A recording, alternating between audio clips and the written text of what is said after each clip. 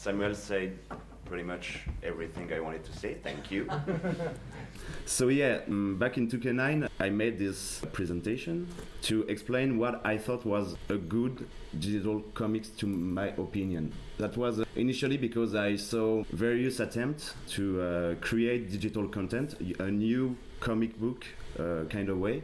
That was never, to my point of view, satisfying. That was not a reading experience anymore. That was something between video games, interactive, and viewing some kind of animation, but you don't read anymore. To have a reading experience, you don't have to have any kind of animation, any kind of sound. I made some kind of do's and don'ts to keep the reading experience. The don'ts are no animation whatsoever, and first and foremost, no sound.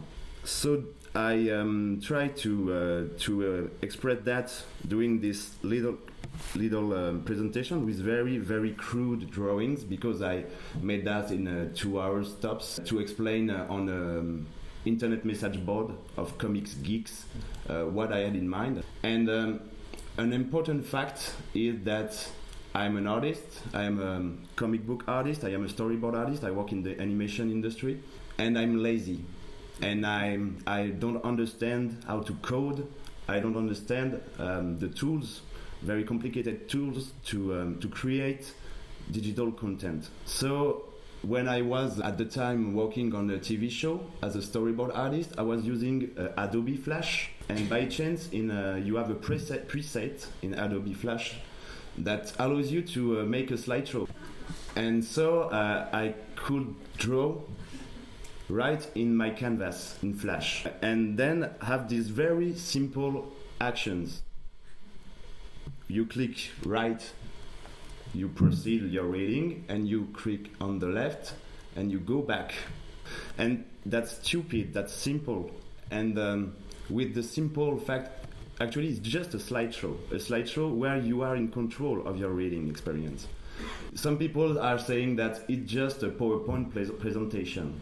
I say yes, absolutely. It's a PowerPoint presentation, just as a camera. When you put a camera in your daddy's hand on vacation and he's taking pictures, it's not art.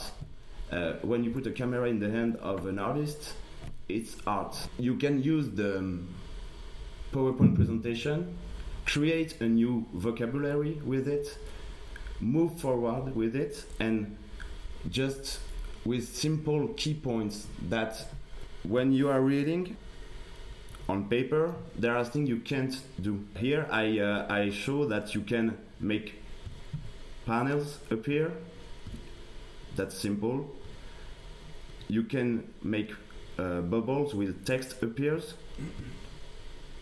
You can kind of slow time as you like. Later on that day, I just got my mailbox full of messages, and from guys from the US, Canada, France, and guys from Marvel Comics who said, that's cool, that's neat, we want to try that. But not now, because 2K9, we don't have the ecosystem, I don't know how to say that. And but just as soon as the iPad was democratized, they just call me right away and say, okay, we have the audience now, we have the tools, we have the reading tools, we can try to build an economy. We can try what you did and to see what's going if it's going to work. Because Marvel is very, has always been in the forefront of the digital comics and innovation, and to my point of view, failed sometimes. And that was the point of my first presentation. And they were intelligent and kind enough to acknowledge some geek from France in his room who was bored one day and just made this presentation with crude drawings. They saw that and they say, oh, that guy is right, and so we were wrong, and we're gonna call him up to work for us, and that's amazing. From now on, we worked for them. We tried with the Avengers vs X-Men, who was a big event in 2 years ago. They tried a first tie-in kind of a spin-off you can have for free if you buy the print copy. Then, right now, they move forward to launch 5 or 6 digital series, Infinite Comics, Turbo Media en français, that are digital first, with in mind that the author, the artist, choose, as you explained, how the panels, how the story is developing, how just like the artist is making with the paper, you can do that now with digital comics, and that's a huge difference for the between that and the guided view one. That with the guided view, you have a comic page, and someone is saying, okay, we are going to show that panel, then that panel, then that panel. But that was not the artist's choice. What is tremendously important here is you have to, I have to have Flash to show how the storytelling can be conveyed in a new way. We have to have tools to, simple enough because we are stupid and we are lazy, we have to have tools to go forward in the storytelling on digital devices, and the artist is the key. We are very proud that now Turbo Media, with very, very stupid term, I acknowledge that, is now growing in every part of the industry. For instance, here on Canal Plus, I directed a web series, and there are bonuses, and these bonuses are Turbo Medias that you can see on the Canal Plus web page. And so we have developed like 9 Turbo Medias for Canal Plus. Marvel is developing more and more digital comics with the Turbo Media kind of the dogma on Turbo Media. On digital comics, there are rules, I guess. And first and foremost, the rules are the reader is in control of his reading experience. So, as I said in 2K9, I said no animation, absolutely no animation. You can have animation, short animation transition. You don't have to wait for the animation to finish so that you have to click to move forward. Here, you know that you don't have to wait. You are not watching, you are reading still, even if there is animation. This is not a video game, you can't lose. It's just a fun reading experience. One of the biggest don'ts is, as I said before, no sound. I guess a lot of people to ask me, why you don't add sounds? Because I think reading is a silent experience, and you don't want to impose force a music or a sound, and it doesn't add a lot of things to the experience. You can read comics, you can have your own voice in your head, you can add your own imagination go where it wants to go. But I think if we have to use sound on Turbo Media, it has to be very restrictive and with rules as constrictive as the animation ones. And it's a whole beast on its own. As I say, I work in the animation industry, and I know that animation is hard. That's not just slides and effect, and it's moving, and it's animation. No, it's movement, but it's no animation. Animation is hard. It's an art form on its own. Sound is hard. It's an art form on its own too. And if we want to take the this sound seriously, it's a whole new experimentation and work on his own, and I guess we don't need that with comics. So why bother for now? With Malek, my beloved friend, we tried to make a new little something with Turbo Interactive, where we are trying to provide an artistic guidance, create storyboards, because it requires a lot of savoir-faire. Bonsoir.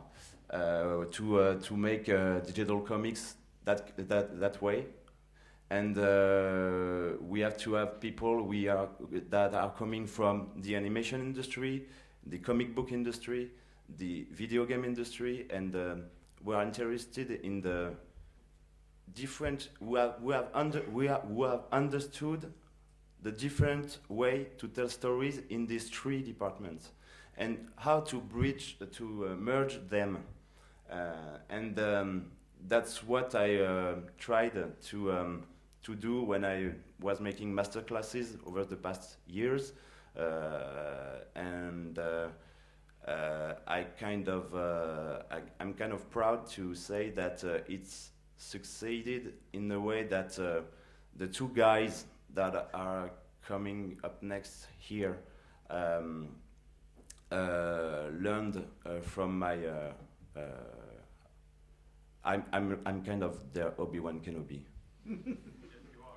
and I'm proud of them because they are beautiful Luke Skywalkers. And so they are working now for Marvel, and the good word is kind of spreading. Digital artists from Marvel are learning too on their own to find new way to surprise, to tell story with this simple slideshow kind of thing, and this is the thing that the editorial work, artists and the tech guys, the IT guys, have to work together to get straight. That's very important because, as I say, we are artists. We are kind of dumb and lazy sometimes, and we don't like it when it's complicated. So the editors and the IT guys to explain us, to guide us, so we can guide them in return, and it's very collaborative work, and that's pretty much it.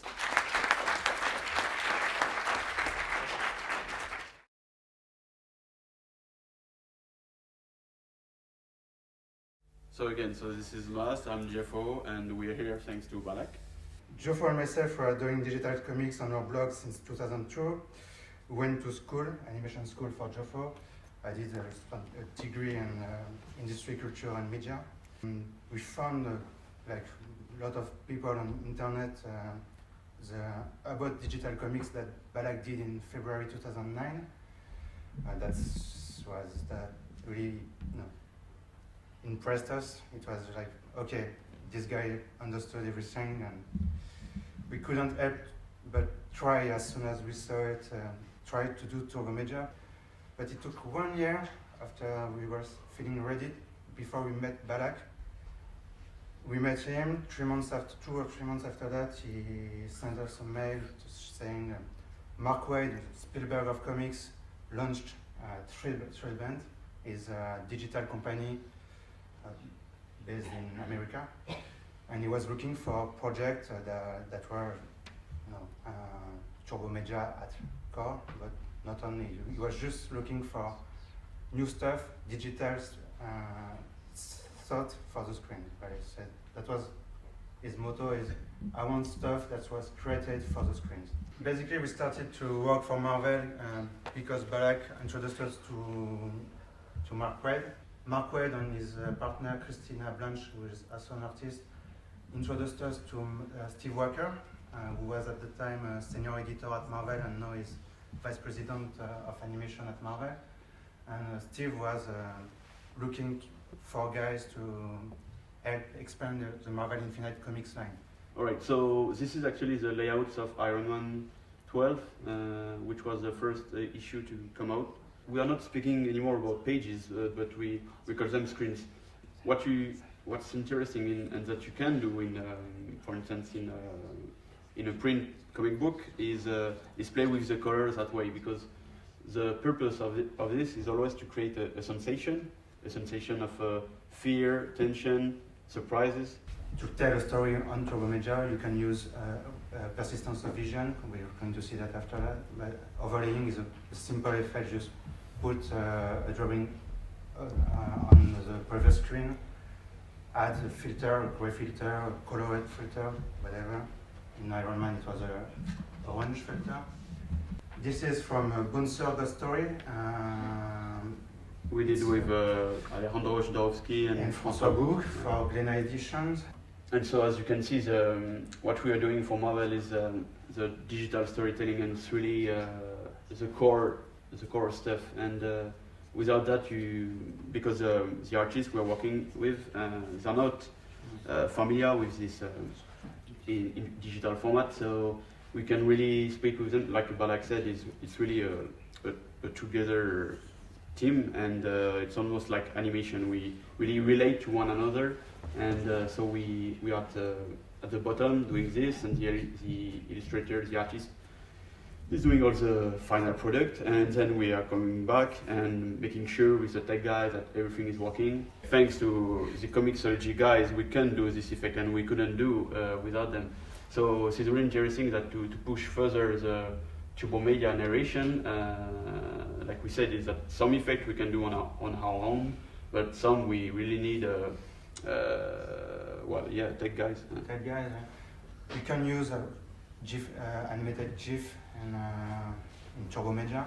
We also, as a company, are looking to develop a transmedia project. One of the projects we currently are working on is called The Legend of Clint Willy, and it's Turbomedia, video game, and paper, and social network as well. Well, thank you very much.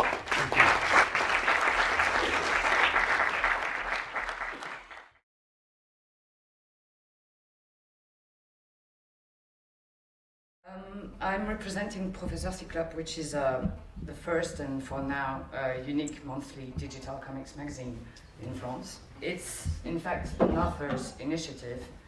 It has been founded by 5 comics artists, Gwen de Bonneval-Bruno, Cyril Pedrosa, Hervé Tancrel and Fabien Vellman. And it's co-produced by Arte, which is a French and TV channel.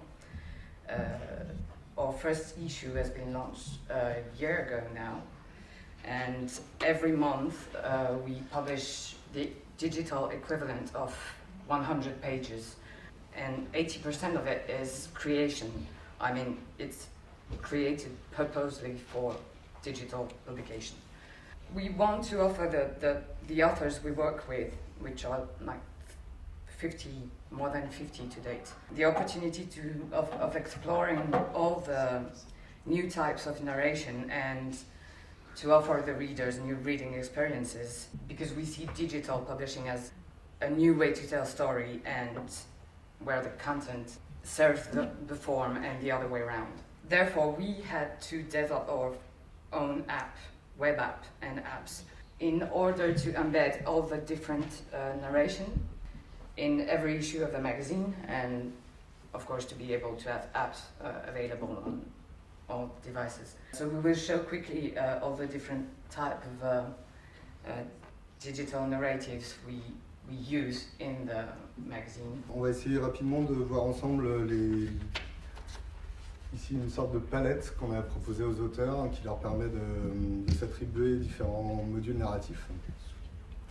Et puis à partir de principes assez simples comme le scroll ou le diaporama, le turbomédia, on va voir de quelle manière ils ont pu s'approprier en fait ce média-là et explorer différentes choses qu'on n'avait pas forcément anticipées. On va commencer sur le scroll vertical, relativement classique, qui est peut-être ce qui va se rapprocher le plus de ce qu'on connaît habituellement en termes de bande dessinée papier. En réalité, on se rend compte que L'auteur s'est quand même adapté au format pour proposer quelque chose qui convient à la lecture sur écran, de manière à ne pas avoir du texte trop petit, avoir un contraste suffisant, etc., etc. Donc toujours sur ce principe de scroll, on a du scroll horizontal avec ici une proposition un peu plus surréaliste sur un contenu qu'on va découvrir au fur et à mesure du défilement horizontal. Donc là on voit que c'est tout à fait un choix de l'auteur de s'approprier ce principe horizontal pour appuyer sa narration et s'en inspirer finalement. Yeah, the author and what we want at Professor's Club is really to enable the author to use the narration that serves its content, what he wants to say. And this was what the author chose. Une autre manière de s'approprier le scroll, ça a été une sorte de BD en gif animé répétitif. Donc c'est une histoire qui s'est déroulée sur plusieurs épisodes de Professeur Cyclope. Donc il y a eu énormément d'images produites, donc ça peut représenter un gros boulot de la part de l'auteur. Et là, il s'est approprié le gif avec les défauts du gif, c'est-à-dire des couleurs en nombre limité, une pixelisation plus ou moins aléatoire. Donc on a ici un auteur qui a joué avec le format GIF pour finalement encore nourrir sa narration et proposer quelque chose un peu en rupture avec ce qu'on connaît habituellement et encore surprenant pour nous. Voilà, un quatrième scroll qu'on a rencontré, ça a été Philippe Dupuis qui nous a fait une frise chronologique racontant l'histoire de l'art. Pour se rendre compte un peu, au format A4, ça correspondrait à une frise qui fait environ 14 mètres de long. Donc ici on est sur un déroulé en continu, un peu comme ce qu'on a retrouvé sur des blogs précédemment. Avec voilà, une continuité dans la présentation, une sorte de fil conducteur. Déjà, on a 4 principes narratifs qui sont déjà différents les uns des autres, tout en restant sur du principe de scroll, qui est un peu la base de la navigation sur Internet, mais qui déjà permet aux auteurs d'expérimenter des choses. Alors ensuite, on peut passer sur les diaporamas. Donc on va rencontrer le Turbo Media avec ici le sourire de rose proposé par Sacha Gerg. Donc ici on a un auteur qui s'est complètement approprié ce format Turbo Media pour Sacha Gerg, voilà. Pour proposer une narration comme ça au fil de la lecture. Donc il a été assez loin dans le niveau de détail des étapes. And actually, just for the story, for this one, we did the other way around. We actually licensed the rights for a paper edition to Casterman and Arte. And as you can imagine, because it's Turbo Media, the author had to do a great work of adaptation to actually put it in a proper board. Ouais, je voulais revenir sur les petits détails qu'on peut observer sur ce genre de turbomédia où à la fois on peut profiter de toute la finesse de la matière, du travail des couleurs, et à la fois on peut aller assez loin dans l'expression des personnages. Ici on voit sur le simple jeu de regard au niveau des persos où on peut raconter pas mal de choses avec parfois des tout petits détails qui peuvent paraître insignifiants mais qui amènent beaucoup en termes de narration. On a des auteurs qui préfèrent rester sur un principe relativement basique de case à case et ils vont chercher plutôt à créer des ruptures, d'effets de surprise par des transitions assez fortes en termes de couleurs, en termes de rythme. Donc là, on n'a jamais une vision d'ensemble de l'histoire, mais par contre, on peut couper le rythme au niveau de la lecture, ce qui provoque des accidents assez intéressants. On a aussi un système un peu différent où là, on va venir superposer finalement des calques. C'est-à-dire qu'ici, l'auteur a souhaité qu'on ait d'abord une vision d'ensemble de l'illustration Et ensuite, il vient déposer son récit, finalement, au compte-gouttes. Pour compléter, on a aussi du turbomédia qui mixe de l'image fixe et du GIF animé. Alors finalement, le GIF animé qui peut paraître un format relativement daté et un format qui permet pas mal de choses pour les auteurs, parce que c'est quelque chose qu'ils peuvent produire à partir de Photoshop, qui est un outil qu'ils maîtrisent bien.